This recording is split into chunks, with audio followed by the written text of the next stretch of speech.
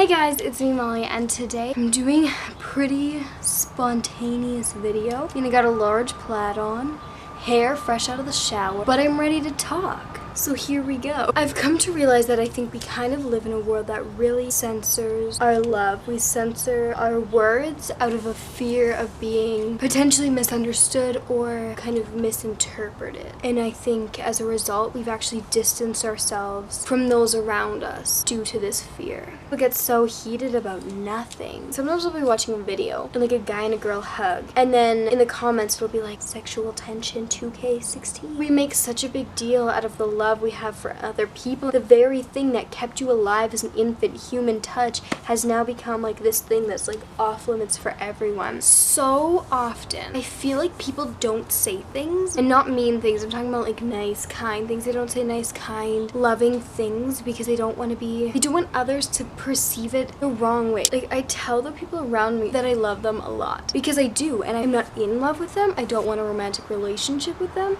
I care for the people around me so much, and I think sometimes we don't tell the people around us we love them because maybe you're scared, what if like she thinks I'm attracted to her?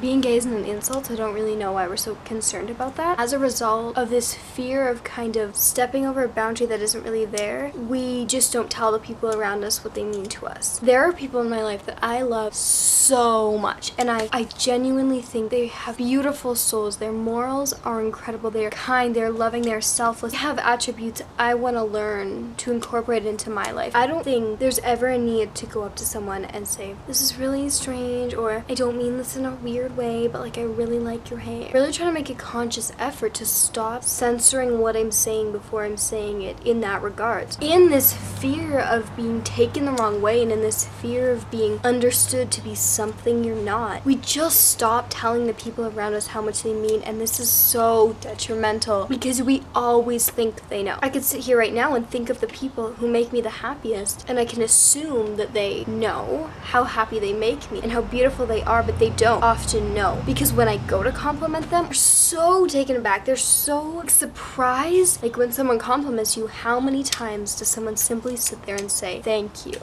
And I mean, I'm so guilty of this too. But why? Like, if somebody will say, your hair looks so good, and you'll be like, no, actually, like, it was a really bad hair day. That other person's not lying to you. They're saying your hair looks good, but I'm just saying we so quickly resort to disbelief. It really takes two to tango in this situation. Although we need to be unapologetically loving to others, we need to accept love unapologetically as well. My point kind of here is to really take the time and tell the people around you what they mean. I want the people in my life to know that I am there for them 5 billion% of the time. I am always there. I don't want them to ever question. I want to make it so clear that they are incredible people. We should be devoting our time to just loving those around us.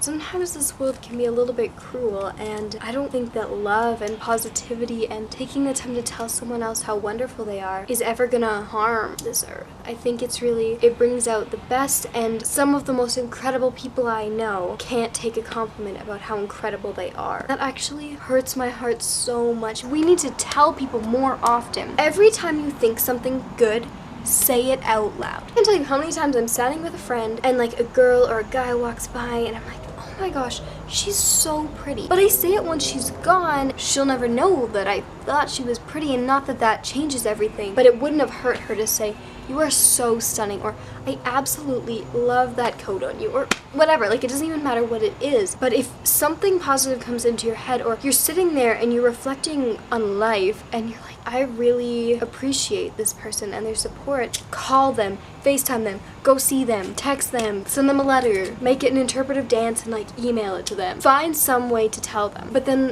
what also this really encompasses is our willingness to accept a compliment. One time I was sitting, and my neighbor, he gave me a compliment, and I inherently denied it.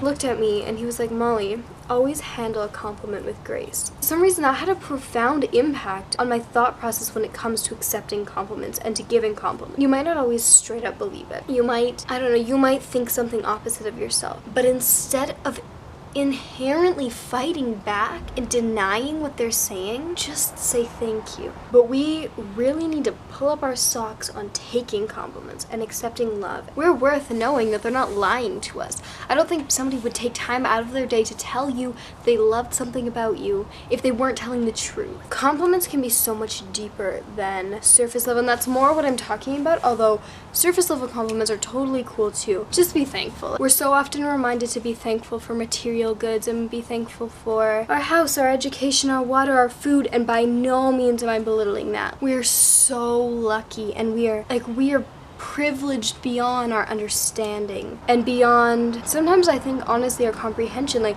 I try to be a thankful person, but I have always been privileged to this life where I've always had so much. You can have bad days, you can have bad times, but there's always something to be grateful for. But don't forget those people. Don't forget to call up your great Aunt Susie and tell her how great she is, because great Aunt Susie might not know. And at the end of the day, losing a material good is very replaceable. Losing a person, losing a connection, losing love for someone isn't something you can replace. Stop censoring your love, lower those borders, break the walls, wreck everything that's stopping you from connecting with your true feelings and your true affection to another person, because complimenting someone's soul is not synonymous with I want to have sex with you. It's not synonymous with I want to date you. It's synonymous with I genuinely appreciate you. Thanks so much for watching, and have a wonderful rest of your day.